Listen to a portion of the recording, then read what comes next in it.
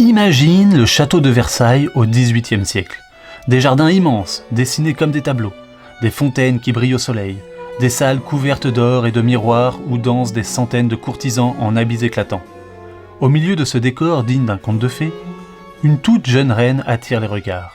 Elle rit, elle danse, elle aime la musique et les belles robes, mais elle ne sait pas encore que son destin l'amènera du trône le plus prestigieux d'Europe à une fin tragique. Son nom, Marie-Antoinette.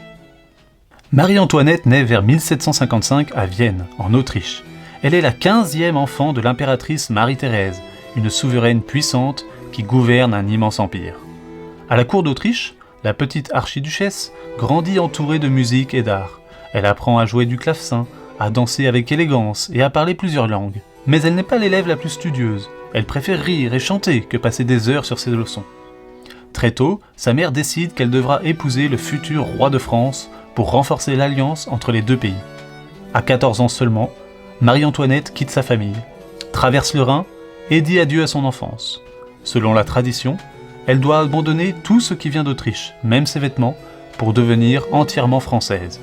Elle épouse le jeune dauphin Louis-Auguste, futur Louis XVI. Elle arrive à Versailles, un monde immense et compliqué, rempli de règles strictes et de regards curieux.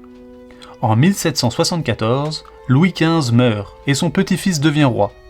Marie-Antoinette n'a que 19 ans alors qu'elle devient reine de France. La vie à Versailles est pleine de cérémonies. Chaque matin, la reine doit s'habiller devant des dizaines de personnes selon le protocole très précis.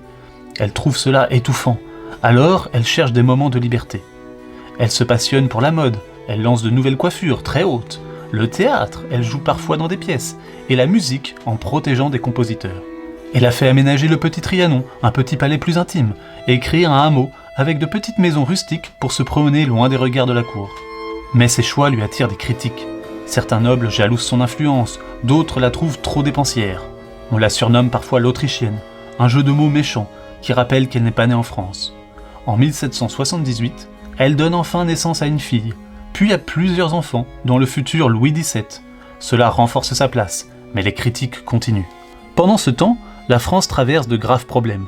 Le pays a beaucoup dépensé pour aider les Américains à devenir indépendants. Les finances du royaume sont presque vides. Les récoltes sont mauvaises, les prix du pain augmentent, le peuple souffre. À Paris, des rumeurs circulent. En 1785, une affaire étrange appelée l'affaire du collier éclate. Des escrocs utilisent le nom de la reine dans une histoire de bijoux très chers. Même si elle n'y est pour rien, beaucoup la croient coupable. Sa réputation est abîmée.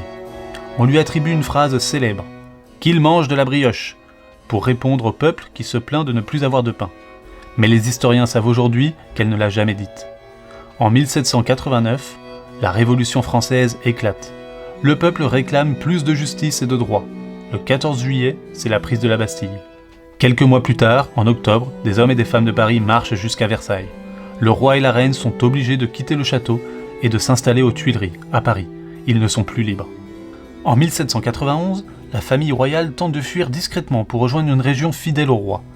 Mais dans la ville de Varennes, ils sont reconnus et arrêtés. La confiance entre le peuple et le roi est brisée. En 1792, la monarchie est abolie. Louis XVI est jugé comme citoyen et exécuté en janvier 1793. Marie-Antoinette est alors emprisonnée dans la prison de la Conciergerie. Elle est séparée de ses enfants. Son procès est rapide et dur. On l'accuse de trahison.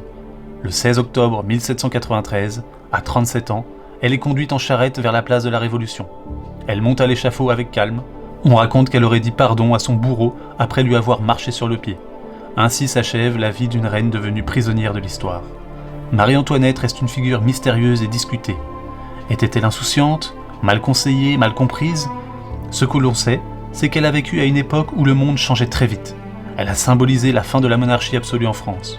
Son destin nous rappelle que les dirigeants doivent comprendre les difficultés de leur peuple, que les rumeurs peuvent faire beaucoup de mal, et l'histoire est souvent plus complexe qu'elle ne paraît.